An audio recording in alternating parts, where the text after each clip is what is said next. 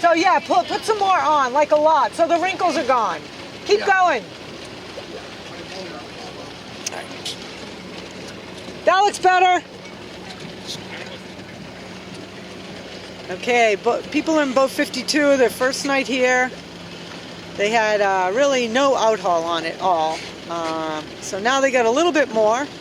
We'll see how that goes. Breeze is down a little bit, but yeah, the line's looking pretty good. A little squirrely pressure on the left side here. Some kind of weird puff. We got about 3 minutes to start. A little more pressure coming down from Charlestown. It looks like they have good breeze sailing up towards Courageous there. And the flag up on the Tobin again is flying pretty nicely. There's also a crane over here in East Boston, but it's a little harder to figure out, for me at least, what that flag's actually doing. But it's flying nicely.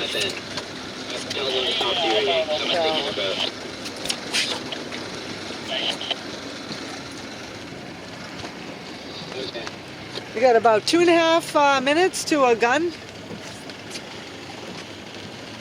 And people are looking like they're starting to get ready to set up. A couple of people are setting up pretty far to lure to the line. 64 would like to have yeah. It could be a little bit closer.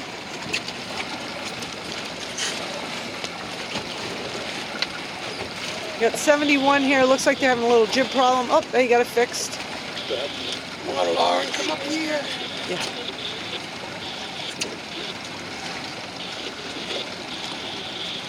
All right,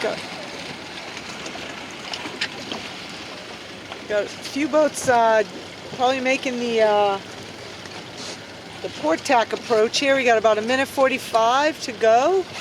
Looks like 61 might try her port tack start again, but I'm not sure other people are going to let her get away with it. Water to the right. Yeah. Yeah, flag's gone back to the right a little bit. If we look way upwind, we can see off the Boston shore, it looks like a little bit of a lefty, whatever racing boat that is. And maybe this Rhodes 19 is in a little bit of that lefty. So once again, if I were a crew, which I normally am, I'd be looking up the race course for any sailboats. You know, just to get a general sense of what the breeze might be. Okay, we got a minute to go. We got most of the fleet on port, a couple of boats to windward of the race committee here. Sailing a little bit high. Yeah, it looks like boat 62 is 69 is going to clear out her competition here. She's okay to do that. This boat should not go in there. So we'll go over this rule. Brad and I will go over this rule at the debrief. Yeah. So now they're kind of stuck together. And we've got about, only 16 seconds. About 16 seconds. The pin's right here, so we have a couple of boats over. It looks like 69 is going to clear herself. She's fine right now. She's fine. There we go. 69 did a good. 69 did. You're okay. All clear. All clear. Yeah. 69 did a good job of coming back. She got a little distracted about whether she was over or not, and kind of stuffed it at the start. And she's smartly going to tack away because she was getting hurt by boat 51. Boat 62 got a really nice lefty there. Yeah, that's what I'm saying. I didn't see that. We Well, didn't see it earlier. I think it's going to come back right. I So agree. if we look up here, we see there's a Rose 19 sailing pretty far to windward and appears to be in a bit of a righty. So that's probably going to be our next shift. Anyway, Brad's going up there to check it out. But right now it's a pretty big lefty. Boat 54 appears to be doing a penalty. Sorry about that. That was nothing. It was nothing. Okay, it looks like 62 still. They're still sailing in a pretty big lefty on the left side of the course. We'll see what happens. The boats on the that are a little bit right seem to be in that a little bit more of a righty. So if I were one of the left boats, I'd maybe sail a little bit high of the mark, just to hedge my bets, especially since the last race that righty came in, and here it is. All the boats are in that righty except for boat 62. Basically everybody ended up in the right shift. Oh, and boat 52, sorry, I misspoke. So there we go. So that happens out here, and we'll see how these boats do from the right side of the course. I see another puff setting itself up on the right hand side to windward of the righty boats. It looks like a pretty good puff, whereas the lefty puff seems to be dying a little bit, at least on the water. And now I see there's another puff at the windward mark, and we'll see if that's a lefty or a righty. It appears to be a little bit of a righty right now.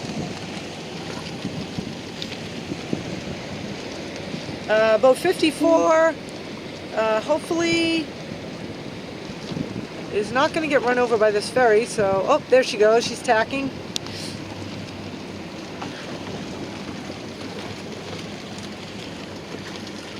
Yeah, the breeze came back a touch left, but it's still mostly a right shift. So the windward mark, boats are still going to have to tack more than once, maybe. Let's see.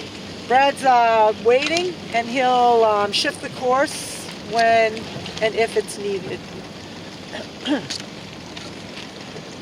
Yeah, once again, there's a cruising boat here off of the piers in East Boston, and he's on a pretty big righty right there. All right, the boats from the right are tacking over. 62 kept her big lead. And let's see how her set goes this time. She had an okay set. So once again, she didn't pre-feed. She had plenty of time to get her spinnaker ready before she got to the offset. And, it would have been nice to see her pop the chute maybe 4 or 5 boat lengths closer to the offset than she did. Looks like we have 3 boats coming in, boat 64, 61, and 51 coming in pretty close quarters.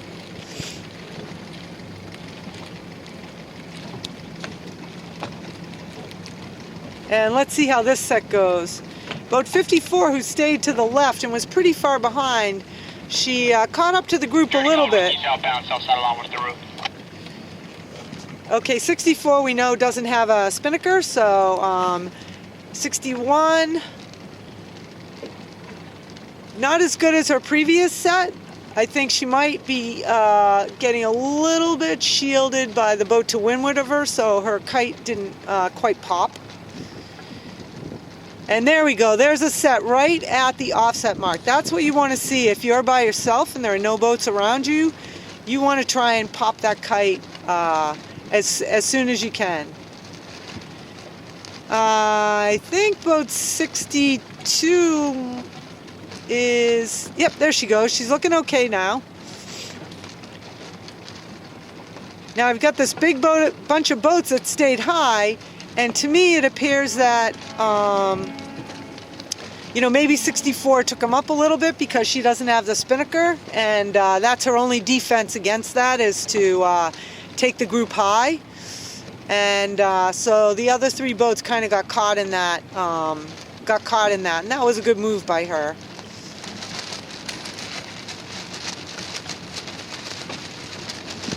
And we'll see how things shake out as we go down. If I were the outside boat here, I probably would have jibed a little bit sooner. She's sailing a lot of extra distance, and if she had jibed sooner, she still wouldn't have been in bad air from the other 2 boats. And you can see she's unfortunately sailed into very light air. All right, 62's choosing this left gate, and nice takedown. And let's see how it goes. Typically, I like to see the jib come in a little bit after the main. If you pull the jib in too tight on some boats, it'll send the boat sideways rather than, but if you get that main in and trim that main in first and then and slowly trim the jib in, the boat will go upwind a little bit better.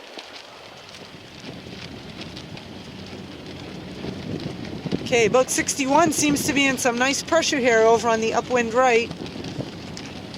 The boats are kind of scattered here in terms of the race course. She had a little bit of trouble on that jibe, a little bit too quick of a turn, I think.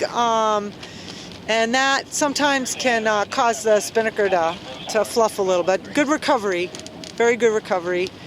And we're gonna have a close match here with the green boat, 71, I think.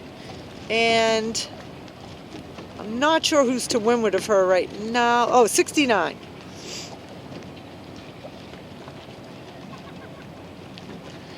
All right, and over on the upwind left side of the course, boat 64, considering, you know, she doesn't have a spinnaker, she's kind of held off the group over there. But I think it's not going to last. It's not gonna last too long. The boat to leeward of her is coming in with a head of steam, and looks to have mark room over her. Now we have two starboard tackers here. Whether they're going for that left mark or right mark. So the green boat has to give the white boat room. I believe the white boat was inside of the zone before the green boat came across. We can address that at the debrief. Boat 64 looks like she bailed and at the mark, and she's gonna try and round again.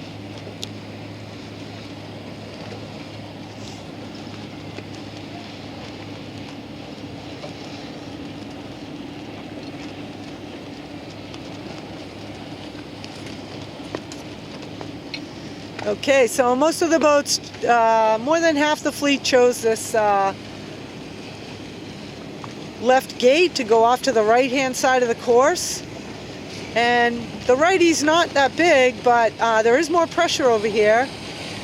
You have to be a little careful because I do see a puff coming down from the Boston shore. Oh, there's Brad. Hi, Brad. Puff coming down from the Boston shore, and 62 decided to go with that Boston shore puff, and it looks like she's extended her lead in that lefty. Linda, I'm going to tell you something now. Now that you've had the camera a little bit, it has a zoom feature. Oh, but it has if you a zoom. in, you have to be very steady. Or Yeah, that's not me. But I'm a novice. I'm not even sure half the time if I'm looking at the boats. See this now. thing on top? Mess around with Oh, that. okay. You might zoom in a All right. tiny bit. Yeah. Hey, and then that leg looks much better now. Yeah. That's not fair when the breeze shits. Linda gave us a hint at about 30 seconds and mentioned something funky over there. Yeah, and it looks like that. Yeah, it looks like it came back. For a while, that righty was there, and the righty boats caught up, but 62. Sorry. Yeah. You know, she went with what worked for her the first race, and we'll find out from her if she saw that puff again, or let's see how she does. See if her second set. So once again, you see she's not pre-feeding, and that's the ideal way to set up. There's no need for her to rush, of course, because she has a good lead, but you know, if you pre-feed that guy, you have a better chance of having a clean set. And look now, she's about 3 boat lengths away from the offset mark before she gets her spinnaker ready to put up. And now she's about 5 boat lengths away, and she still doesn't have it filled. Whereas if she prepared on the leg between the windward mark and the offset, you know, she'd pop that kite a little earlier. You know, it's still a pretty nice set though. And she's got the kite nice and full. And we'll see how the rest of the fleet shakes out. It looks like there's a little bit of a righty that came through for some of the right-hand boats. I think that's boat 69 coming in from the right.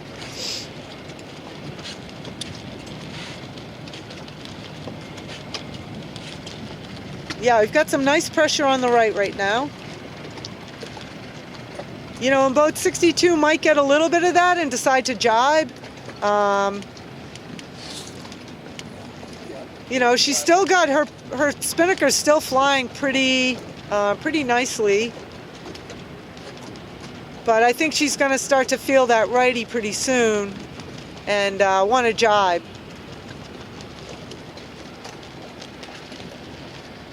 All right, let's see how boat 69 does around this mark. Having trouble seeing him with the sun here. So she jibes right away. That's a good move. Once again, it would have been good. She looks like maybe she did get that starboard sheet around. That was a really nice set. That's a difficult one to do, but it was the right thing to do because that's where the pressure is. And we can see that boat 62 did jibe. And there we go, boat 51 hoisting right at the mark, and a nice hoist by 61 as well. They both had that windward sheet pre-fed, and it allowed them to pop those spinnakers right up within a couple of boat lengths of the mark. And the next boat did a pretty good job pre-feeding, a little slow on the hoist, but still a decent set. And we can see 71 is really, that's the red boat, I believe. You can see they're doing kind of what I've said, is to get that sheet pre-fed, and look at that, a hoist right at the offset. That was a beauty. Good job, really good job there. Yeah.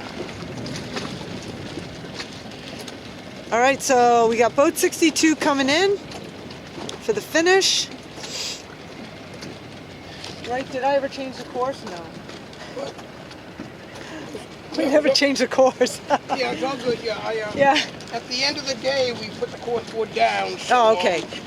All right. Because we don't have time for a WW. Yeah. We got a ferry boat. Nice picture of a ferry boat next to a finish. That'll be kind of interesting. They better hurry up, or they're gonna be beat by the ferry. Yeah. There we go. A nice sunset picture, maybe. All right, we got a group of 3 boats duking it out. Now, if I were that lead boat, if I could, the second boat did it. The ferry might beat you. If I were that, if I had been that first boat in that group, if I had enough pressure, I would have wanted to be the first one to jibe out of that mess as the leeward boat, rather than stay and be squashed by the other 2 boats. You know, sometimes it's a hard decision to make, depends on the pressure.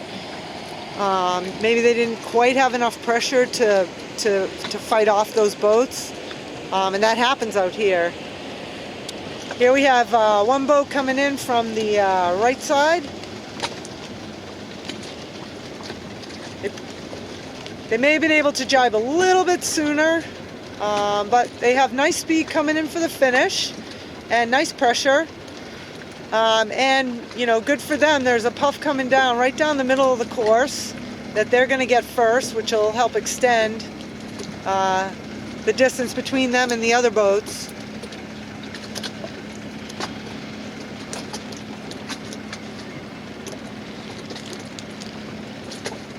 Yeah, so both these boats went a little far. It could be that the breeze just shifted a little bit before you know, they decided to jibe, and then it ended up being a tighter reach than what they thought. But nice job there. And we still have 2 boats over on the left here. They've got a tiny bit of pressure. Looks like the leeward boat managed to soak down a little low and escape the windward boat. And it looks like they're on ley line for the mark, and they're going to get another little left puff there, so that should help their cause.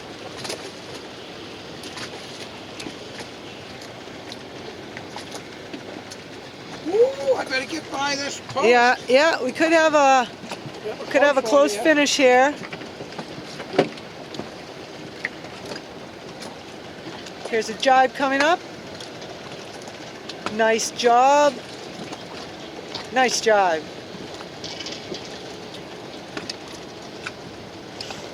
Now 54 should probably jibe as well. She's gone a little bit too far, I would say. Just a little bit. She's got somebody on the bow, so there they go. All right. And you can see that possibly they went a little far because look at this. The boat that just completed her jibe, the green boat, she's sailing a pretty tight angle to the finish line, I think. Yeah. So it's another thing the crew can look for is to, you know, if you see another boat jibe, is what their angle is 51 going into the jibe, and if you're going too far or you're at the right distance. Yeah.